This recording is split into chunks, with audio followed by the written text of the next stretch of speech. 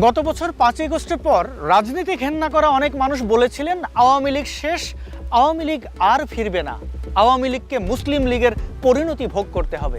নেশাজাতীয় দ্রব্য নেওয়ার পর ব্রেনের অবস্থা যা হয়, হাসিনা সরকারের পতনের পর তাদেরও সেরকমই হয়েছিল। তারপর যখন নেশা কেটে যায় তখন তাদের মনে পড়ে আওয়ামী লীগ তো ফিরে আসে, বারবার ফিরে আসে। তাছাড়া মুসলিম লীগের সাথে তো আওয়ামী লীগের তুলনা হতে পারে না, কারণ মুসলিম লীগ ধর্মের নামে ভারতবর্ষে দাঙ্গা লাগিয়ে টেবিলে বসে পাকিস্তান তৈরি করেছিল, আর আওয়ামী লীগ দীর্ঘ সংগ্রামের পর চূড়ান্ত রক্তক্ষয়ী যুদ্ধ করে সেই ধর্মভিত্তিক দেশের ধারণা ভেঙে বাংলাদেশকে স্বাধীন করে। সুতরাং আওয়ামী লীগকে মুসলিম লীগের সাথে তুলনা করাটাই ভুল হয়ে গেছে। তারপর এই ভুলটা বুঝতে পেরে তারা মুখে নেয় নতুন ভুল, বলতে শুরু করে শেখ হাসিনা আর ফিরবে না। কেন ফিরবে না? কারণ শেখ হাসিনা স্বৈরাচার, স্বৈরাচাররা দেশ ছেড়ে চলে গেলে আর ফিরে আসে না। অথচ শেখ হাসিনা স্বৈরাচার ছিলেন না, তিনি তার যাবতীয় ভুলভ্রান্তি নিয়ে বড়জোর একজন খারাপ শাসক ছিলেন। তাও ততটা খারাপ ছিলেন না যতটা খারাপ ছিলেন খালেদা জিয়া, এরশাদ আর জিয়াউর রহমান। স্বৈরাচার কেমন হয়, ফ্যাসিস্ট কেমন হয়, তা তোমরা নোবেল বিজয়ী শান্তির শকুনকে দেখার পর নিশ্চয়ই বুঝতে পেরেছ, মানুষ বুঝতে পেরেছে। বাংলাদেশ একটি আনপ্রেডিক্টেবল দেশ। পৃথিবীর বাঘা বাঘা ইনস্টিটিউশনের প্রেডিকশন বাংলাদেশে এসে ফেল করে, আর তোমরা তো দেশি খুলিতে বিদেশি মগজ নিয়ে ঘোরা কিছু স্টুপিড অপদার্থ। কতজনই তো কত কথা বলেছিল বাংলাদেশ একটি তলাবিহীন ঝুড়ি, বলেছিল হিমালয়ের পলিতে জন্ম নেওয়া দেশটি হিমালয়ের বরফ গলা জলে ধুয়ে যাবে। তারপর তারাই আবার বলছে বাংলাদেশ একটি উদীয়মান সূর্য, বাংলাদেশ একটি বিকাশমান সম্ভাবনা। পৃথিবীতে কোন দেশের সাথে কি হয়েছে, কোন শাসকের সাথে কি হয়েছে, সেটা দিয়ে বাংলাদেশের এক শাসকের ভবিষ্যৎ ঠিক করে দিচ্ছ, মানে পৃথিবীর পাল্লায় বাংলাদেশকে তুলছো। অথচ পৃথিবীতে আর কোনো জাতি মাতৃভাষার জন্য জীবন দেয়নি, আর কোনো জাতি সশস্ত্র সংগ্রাম করে মাত্র 9 মাসে দেশ স্বাধীন করেনি, আর কোনো জাতি স্বাধীনতার জন্য 30 লক্ষ প্রাণ দেয়নি। তোমরা কিসের সাথে কি মেলাও হে আন্তর্জাতিক ধৈঞ্চা বাহিনী? হাসিনা ফিরবে কারণ তোমরাই হাসিনাকে ফেরাবে।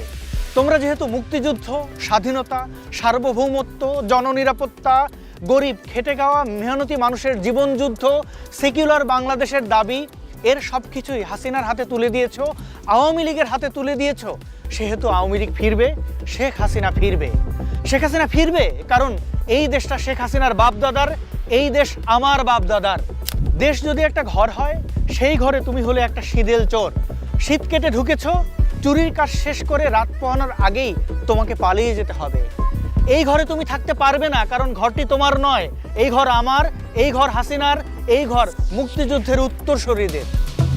বাংলাদেশ নামক এই ঘরে হাসিনা থাকবে, বাংলাদেশ নামক এই প্রদীপে মুক্তিকামী জনতা আলো জ্বালাবে, বাংলাদেশ নামক এই উন্মুক্ত আকাশে শান্তিকামী মানুষের স্বপ্ন উড়ে বেড়াবে। তুমি পশ্চিমের ঘেটু, চুরির কাজ শেষ করে পশ্চিমেই ফিরে যাবে, তোমার টিকিটিও আর কেউ দেখতে পাবে না, এবং তুমি ফিরে আসবে না আর কোনো দিন। কিন্তু শেখ হাসিনা ফিরবে কারণ হাসিনা ফিরে এসেছিল। হাসিনার পুরো পরিবারকে হত্যা করার পরও হাসিনা ফিরে এসেছিল। এখন আবার তোমরা তাকে হত্যা করতে চেয়েছিলে কিন্তু পারোনি। হাসিনা বেঁচে আছে, এটাই সবচেয়ে বড় খবর। আমাদের জন্য এটাই সবচেয়ে বড় সুখবর। কিন্তু তোমাদের জন্য এর চেয়ে বড় দুঃসংবাদ আর কি হতে পারে? ভয় পাও হে আহাম্মুকের দল, ভয় পাও। জানি তোমরা ভয় পাচ্ছ। তোমরা যখন বলো হাসিনা আর ফিরবে না, কেন বলো তা কিন্তু আমরা জানি।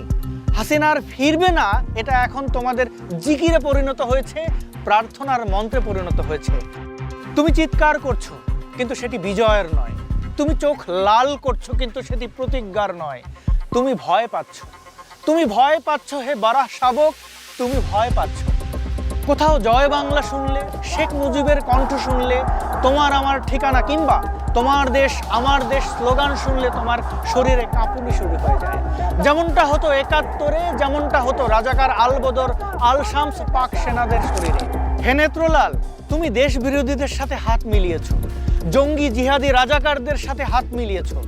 তুমি হলে বাংলাদেশের অসুখ, তুমি হলে শীদেল চোর। তুমি রাত পোহানোর আগে বাংলা ছাড়ো, কারণ এই বাংলা তোমার নয়, তোমার বাপদাদার নয়, এই বাংলা আমার, এই বাংলা হাসিনার, এই বাংলা হাসিনার বাপদাদার।